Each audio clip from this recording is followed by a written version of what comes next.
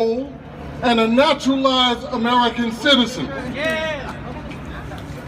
It don't say anything about the religion.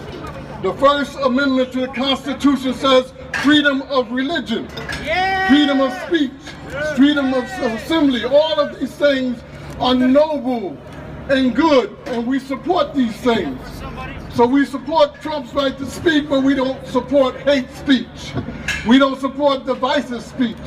None of the candidates, to me, are answering the question of where are we going to go into the future. This world is 1 degree away from a natural catastrophe where you have people making hijra or migrating from all over the world to come to Europe, to come to America. What are you going to do then? When the people come from the Caribbean, more people come from Central and South America, more people come from all over the world looking for a better way of life because you have destroyed the planet. We have to look at what is the whole picture. The whole picture is that the society needs an enema. We need a fundamental change in America, in the status quo. We need leaders who are bold enough to face the future with an understanding of what is necessary for all of humanity. Solve the economic crisis, solve the environmental crisis, solve the problem of racism and hate in the world. Treat people with nobility and dignity, and they will not hate you. Don't bomb their houses, but deliver them with food and nourishment and education and understanding and love and compassion. Stop bombing the Middle East. Stop bombing the rest of the world. Stop closing off your gates and look towards an understanding that all of humanity is at a crisis at this present time.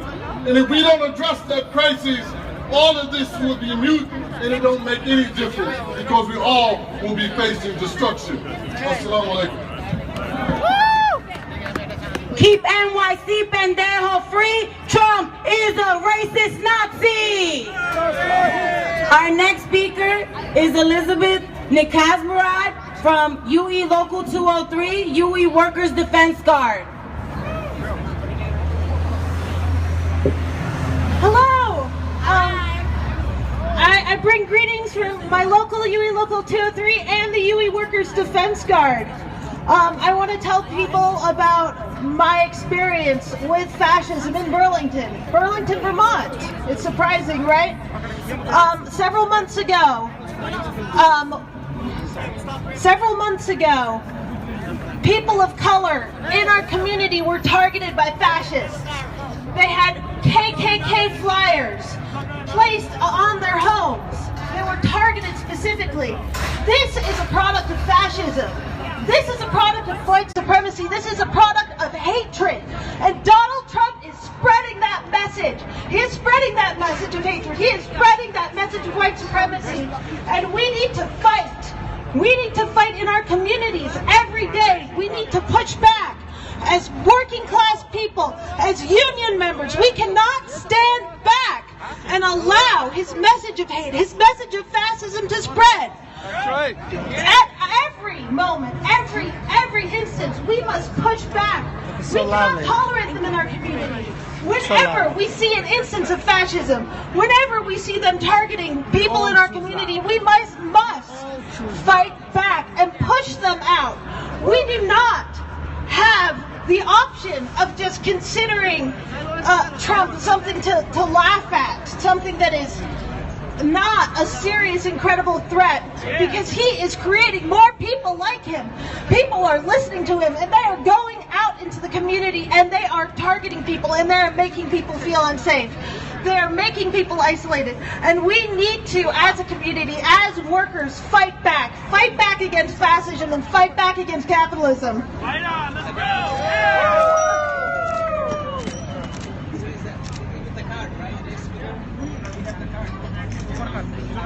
Okay, so we're here at the Donald Trump protest.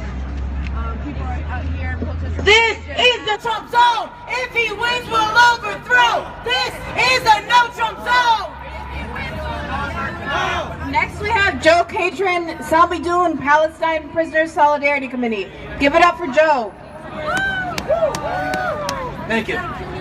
So at this point, we've heard Donald Trump criticized by everybody else in the presidential race, from Bernie Sanders on the left, what he would like you to think is the left, through Hillary Clinton to Ted Cruz on the right. And every one of these people are lying, and each of them is a hypocrite, because they've all supported the exact same policies they're criticizing in occupied Palestine, where they've been in effect for decades as a matter of official state policy. This is a regime that ethnically cleansed over 1 million Palestinians and prohibits them from returning to their homes on the explicit basis of their religion.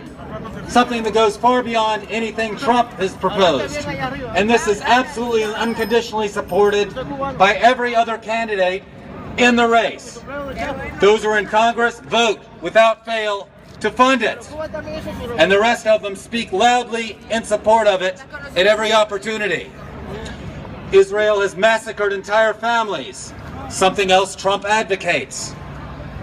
Its crimes against Palestinians are an exact reflection of what Trump says he wants to apply in this country.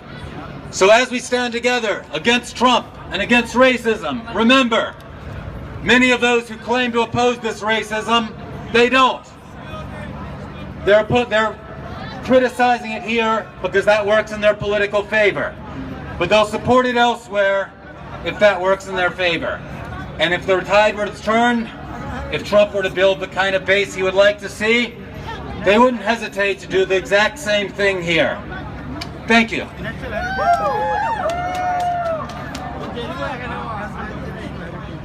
Are we ready to march? We're going to start marching at 4 o'clock. But first, we still got a few speakers. Next, we have Lisa Gagliardo. She's with Students for Justice in Palestine at St. Joseph's College. Hello, everyone! We are here to say that immigrants, refugees, Muslims, oppressed nationalities all over the world are welcome here. And Trump's racism is not. And when he wants to talk about terrorism, we have to talk about that U.S. imperialism is the #1 terrorist. And we have to talk about the terrorism that happened in this country. And it's not because Muslims are here. It's not because Mexicans are here. It's because the white imperialists came here and massacred indigenous people in this country. Indigenous people